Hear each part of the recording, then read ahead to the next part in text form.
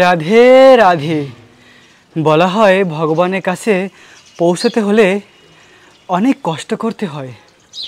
তাই তো এই অনেকগুলি সিঁড়িকে পেরিয়ে পেরিয়ে আমরা যাচ্ছি নন্দের নন্দন যশোদানন্দন শ্যামসুন্দর কৃষ্ণের বাড়ি।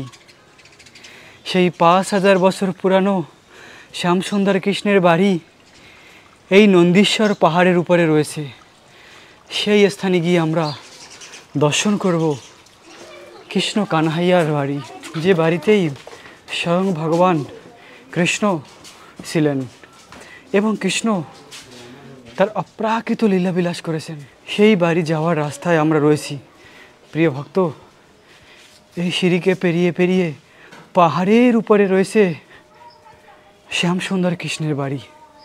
দেখুন কত কষ্ট ভগবানের কাছে পৌঁছাতে, আর এই কষ্টের মাধ্যমেও যদি আমরা ভগবানকে প্রাপ্ত হই তাহলে জীবনের পরম আনন্দ লাভ করা যাবে।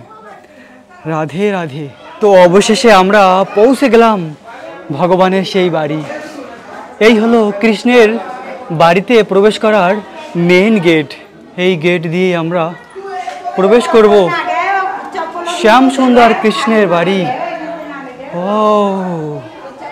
দেখুন প্রিয় ভক্ত, আমরা এসে পৌঁছে গেলাম ভগবান শ্রীকৃষ্ণের বাড়ি। হা হা হা হা। নন্দের নন্দন যশোদানন্দন শ্যামসুন্দর এই বাড়িতে থেকেই তার অপ্রাকৃত লীলা করেছে।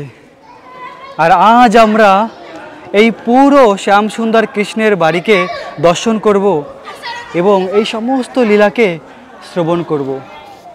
ভগবান কৃষ্ণের এই নন্দগ্রামে থেকে যে অপ্রাকৃত লীলা রয়েছে সেই লীলা আমরা শ্রবণ করব এই স্থানকে দর্শন করতে করতে। প্রিয় ভক্ত, ভিডিওর শেষ পর্যন্ত জুড়ে থাকুন। অনেক দুর্লভ দর্শন রয়েছে এবং লীলা কথা রয়েছে। আসলে ভগবান কৃষ্ণের এই অপ্রাকৃত লীলা কথা শ্রবণ করার মাধ্যমেই আমাদের হৃদয়ে ভক্তির উদয় হয়। আর যখন আমরা ভগবান কৃষ্ণের এই লীলা কথা মন দিয়ে শ্রবণ করব তখন আমাদের হৃদয়ে কৃষ্ণের প্রতি প্রেম বৃদ্ধি হবে এবং ভগবানের নাম জপ করার রুচি বেড়ে যায়। তাই তো প্রিয় ভক্ত, চলুন আমরা মন দিয়ে শ্রবণ করি ভগবান শ্রীকৃষ্ণের অপ্রাকৃত এই লীলা কথা। প্রিয় ভক্ত, এই সেই ভগবান শ্রীকৃষ্ণের 5000 বছর পুরানো বাড়ি। এই বাড়িতেই শ্যামসুন্দর কৃষ্ণ থাকতেন। আর এই বাড়ি থেকে গিয়েই বৃন্দাবনের অরণ্যে অরণ্যে অনেক লীলা করেছে। আর সেই প্রেমময়ী লীলাই আজ আমরা শ্রবণ করব।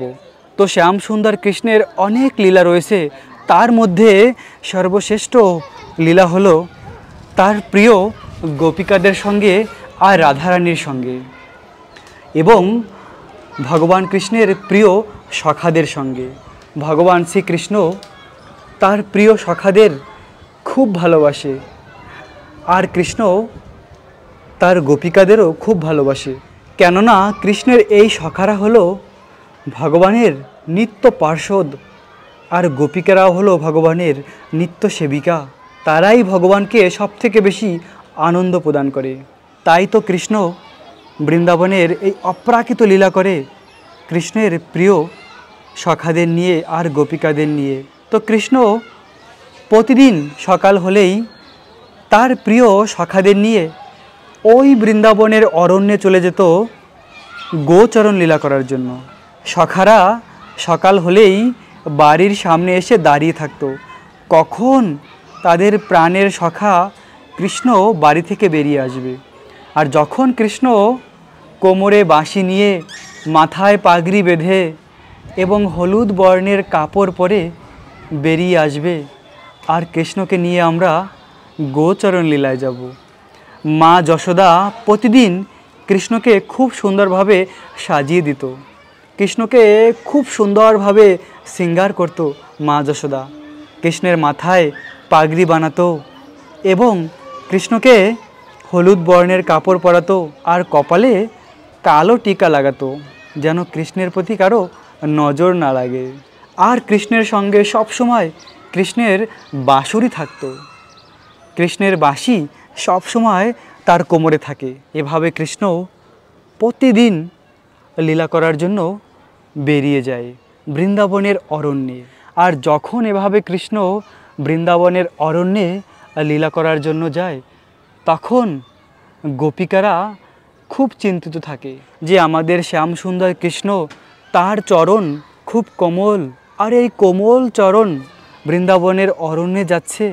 যদি বৃন্দাবনের পাথর বা কোনো কাঁটা লেগে কৃষ্ণের পায়ে ব্যথা লাগে, আর সেই কথা চিন্তা করেই গোপিকারা খুব চিন্তিত থাকতো। তাই তো রাধারানী আর গোপিকারা শ্যামসুন্দর কৃষ্ণকে বলেছিল, হে কৃষ্ণ, তুমি যখন অরণ্যে যাও গোচরণ লীলা করার জন্য, তখন তোমার যে চরণ, সেই চরণ আমাদের হৃদয়ে রাখো, আমাদের হৃদয়ে রেখে তারপরে তুমি বৃন্দাবনের অরণ্যে যাও, তাহলে তোমার পায়ে কোনো ব্যথা লাগবে না। একবার ভেবে দেখুন প্রিয় ভক্ত, গোপিকাদের প্রেম কত উন্নত, কত মহান, তারা কৃষ্ণকে কত ভালোবাসে। তারা এভাবে সবসময় কৃষ্ণের জন্য চিন্তা করত যে আমাদের শ্যামসুন্দর বৃন্দাবনের অরণ্যে যাচ্ছে। আসলে প্রিয় মানুষটি যদি কাছে থেকে দূরে চলে যায়, তাহলে ভালোবাসা আরও বৃদ্ধি পায়। তাই তো গোপিকাদের ছেড়ে যখন সকাল হলেই কৃষ্ণ বৃন্দাবনের অরণ্যে চলে যেত, তখন গোপিকারা কৃষ্ণের বিরহে থাকতো। কৃষ্ণের বিরহে থাকলেও তারা এক অপ্রাকৃত আনন্দ লাভ করত কৃষ্ণের কথা মনে করে। কৃষ্ণ যখন বনে চলে যেত গোচরণ লীলা করার জন্য, তো গোপিকারা তখন নিজেদের মধ্যে কৃষ্ণের সম্বন্ধে বলে আনন্দ লাভ করত। কৃষ্ণের বিভিন্ন লীলাকে তারা বর্ণনা করত। এক এক গোপী কৃষ্ণের বিভিন্ন লীলাকে বলে তারা আনন্দ পেত। তাই তো ভগবান শ্রীকৃষ্ণ গীতাতে বলেছেন যে আমার ভক্ত যখন একসঙ্গে হয়, তখন তারা কি করে না, আমার সম্বন্ধে তারা কথা বলে।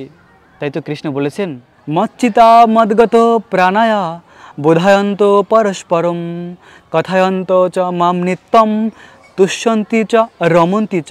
আমার ভক্ত একসঙ্গে হয়ে আমার অপ্রাকৃত লীলা কথা শ্রবণ করে তারা পরম আনন্দ লাভ করে।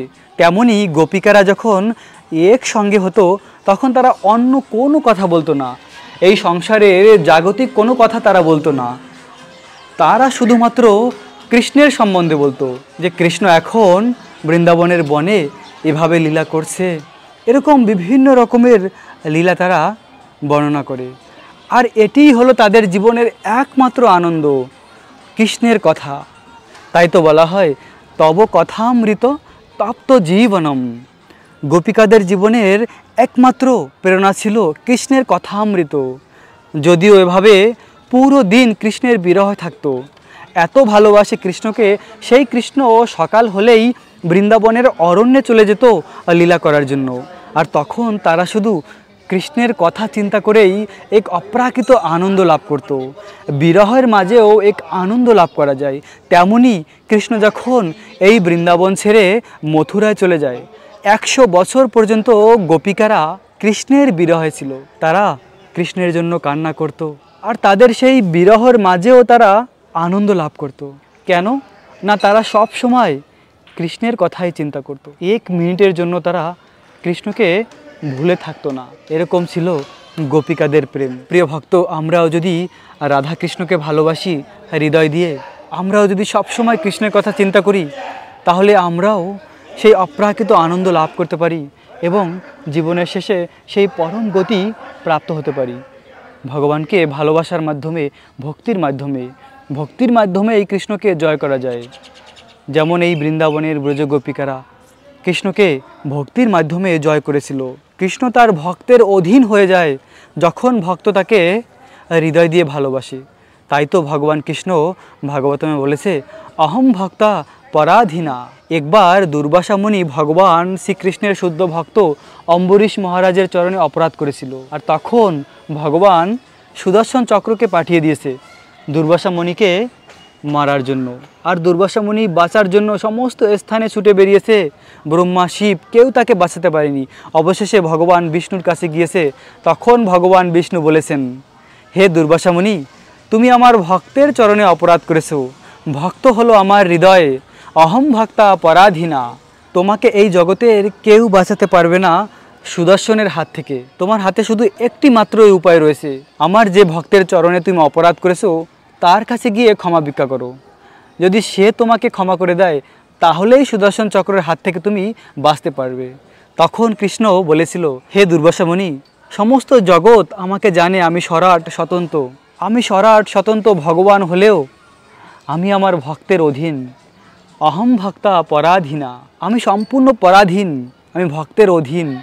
কেননা ভক্ত আমাকে তার ভক্তির মাধ্যমে জয় করে নেয়, তখন আমি ভক্তের হয়ে যাই। তাই তো প্রিয় ভক্ত, এই জগতের সবথেকে মূল্যবান হলো কৃষ্ণ ভক্তি, কৃষ্ণ প্রেম। এই ভক্তির মাধ্যমেই আমরা ভগবানকে প্রাপ্ত হতে পারি আর ভগবানের অপ্রাকৃত ভক্তির আনন্দ লাভ করতে পারি। দেখুন, শ্যামসুন্দর কৃষ্ণের এই সেই 5000 বছর পুরানো বাড়ি। এই বাড়িতেই যশোদানন্দন শ্রীকৃষ্ণ থাকতেন। এই বাড়িতে থেকে এরকম অনেক প্রেমময়ী লীলা করেছে। দেখুন, এখান থেকে দূরে রাধারানীর বাড়ি দেখা যায়। এই স্থানটি হলো একটি পাহাড়ের উপরে, আর এই পাহাড়কে বলা হয় নন্দীশ্বর পাহাড়। স্বয়ং মহাদেব শিব শঙ্কর নিজের শরীরকে একটি পাহাড় বানিয়েছে, আর সেই পাহাড়ের উপরে এই অপ্রাকৃত নন্দভবন। আর এখান থেকে দূরে রয়েছে রাধারানীর বাড়ি বার্সানা, এখান থেকে দেখা যায়। দেখুন, দূরে যে পাহাড়ের উপরে ভবন রয়েছে, ওই ভবনেই রয়েছে রাধারানীর শ্রীমহল। আর ওই ভবনটি হলো একটি পাহাড়ের উপরে। সেই পাহাড়কে বলা হয় ব্রহ্ম পাহাড়। স্বয়ং ব্রহ্মাজি নিজের শরীরকে 4টি পাহাড় বানিয়েছে, মানগড়, দানগড়, ভানগড় আর বিলাসগড়।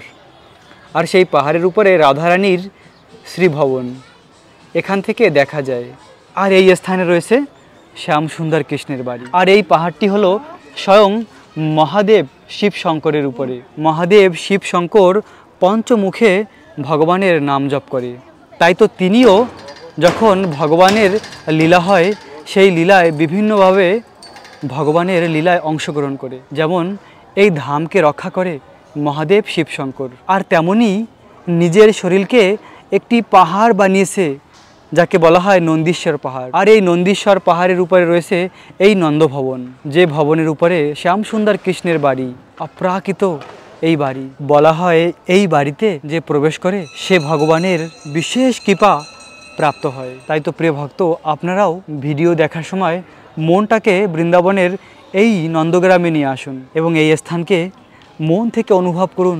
ভগবান ভক্তবৎসল, ভক্তের হৃদয়ের ভক্তিকে গ্রহণ করে। এখান থেকে দূরে যে পাহাড় রয়েছে, এই পাহাড়ে এখনও ভগবান কৃষ্ণের চরণ চিহ্ন রয়েছে। ভগবান যে গাভীদের নিয়ে, সখাদের নিয়ে গোচরণ লীলা করার জন্য যেত, সেই চিহ্ন আজও রয়েছে। ওই পাহাড়ের সামনে এখনও শ্যামসুন্দর কৃষ্ণের চরণ চিহ্ন রয়েছে। দেখুন, এই সেই দুর্লভ স্থান যেখানে রয়েছে পরম পুরুষোত্তম ভগবান শ্রীকৃষ্ণের চরণ চিহ্ন। এটি হলো কৃষ্ণের চরণ চিহ্ন। কানহাইয়া, আহা! দেখুন, এই স্থানে কৃষ্ণ বাঁকা হয়ে দাঁড়িয়ে বাঁশি বাজিয়েছিল, তার চিহ্ন রয়েছে এখনো। ব্রজবাসীদের গ্রাম এখনো কত সুন্দর, অপ্রাকৃত। এই গ্রামে ব্রজবাসীরা থাকেন। অনেক ছোট ছোট বিল্ডিং রয়েছে, এইগুলিতেই ব্রজবাসীরা থাকেন। ভগবান কৃষ্ণের খুব প্রিয় এই ব্রজবাসীরা। ব্রজবাসীদের ভগবান খুব ভালোবাসে। দেখুন, এটি হলো মন্দিরের চক্র, সুদর্শন চক্র। বলা হয় দূর থেকে যদি কেউ এই সুদর্শন চক্রকেও দর্শন করে তাহলে সে মন্দিরে এসে ভগবানকে দর্শন করার ফল প্রাপ্ত হতে পারে। যখন পুরী ধামে স্বয়ং ব্রজেন্দ্রনন্দন কৃষ্ণ চৈতন্য মহাপ্রভু রূপে ছিলেন, তখন চৈতন্য মহাপ্রভুর একজন ভক্ত ছিলেন হরিদাস ঠাকুর, যিনি প্রতিদিন 3 লাখ মালা জপ করতেন। তিনি মুসলমান ঘরে জন্মগ্রহণ করেছিলেন, কিন্তু তাও তিনি যেহেতু ভগবানের নাম জপ করতেন প্রতিদিন 3 লাখ, তাই তিনি ভগবানের অনন্য ভক্ত হয়েছিলেন। আর তিনি পুরী মন্দিরে প্রবেশ করতে পারতেন না, কেননা ভিন ধর্মীয় কোনো ব্যক্তির পুরী মন্দিরে প্রবেশ করার অনুমতি নেই। তখন তিনি দূর থেকে এভাবে সুদর্শন চক্রকে দর্শন করে প্রণাম করত। আর ভগবান বলেছিল যে দূর থেকে যদি কেউ সুদর্শন চক্রকে দর্শন করে তাহলে মন্দিরে গিয়ে ভগবানকে দর্শন করার ফল প্রাপ্ত হয়। আর ভগবান জগন্নাথ দেব এত দয়ালু, যাদের বাকি সময় মন্দিরে প্রবেশ করার অনুমতি নেই, তাদের জন্য ভগবান বছরে একবার মন্দির থেকে বেরিয়ে আসে, আর সেটাকে বলা হয় রথযাত্রা মহোৎসব। রথের সময় স্বয়ং ভগবান জগন্নাথ ওপেন রোডে চলে আসে সকলকে দর্শন দেওয়ার জন্য। জগতের সবাই তখন ভগবান জগন্নাথকে দর্শন করতে পারে। ভগবান সকলকে দর্শন দিয়ে কৃপা করে এই রথযাত্রার সময়। এরকম ভগবান জগন্নাথ পরম দয়ালু। আর এই জগন্নাথকে না রাধা বিরহের মূর্তি। এই বৃন্দাবনের রাধারানী আর গোপিকাদের প্রেমের বিরহ ভাবে এই জগন্নাথ রূপ ধারণ করেছে। তো ভগবানের প্রতিটি লীলা, প্রতিটি রূপ অপ্রাকৃত, আর প্রতিটি লীলার মধ্যে রয়েছে পরম আনন্দ, আর সেই লীলা কথায়ও রয়েছে এক অপ্রাকৃত অনুভূতি। তাই তো আমরা যদি এই জগতে প্রকৃত আনন্দ লাভ করতে চাই, তাহলে আমাদের ভগবানের নাম জপ করা উচিত, ভগবানকে ভালোবাসা উচিত। ভগবানের নাম জপ করার মাধ্যমে আমরা পরম আনন্দ লাভ করতে পারি। আর সেই নাম হলো হরে কৃষ্ণ কৃষ্ণ কৃষ্ণ হরে হরে, হরে রাম রাম রাম হরে হরে। এই মন্ত্র জপ করুন আর ভগবানের কৃপা লাভ করুন। এই মন্ত্র জপ করলেই ভগবানের অপ্রাকৃত ভক্তি প্রেম লাভ করা যায়। প্রিয় ভক্ত, আজকের ভিডিও এখানেই সমাপ্ত করব। রাখবেন নিজেদের অনেক যত্ন, থাকবেন কৃষ্ণ ভাবনাময়। রাধে রাধে।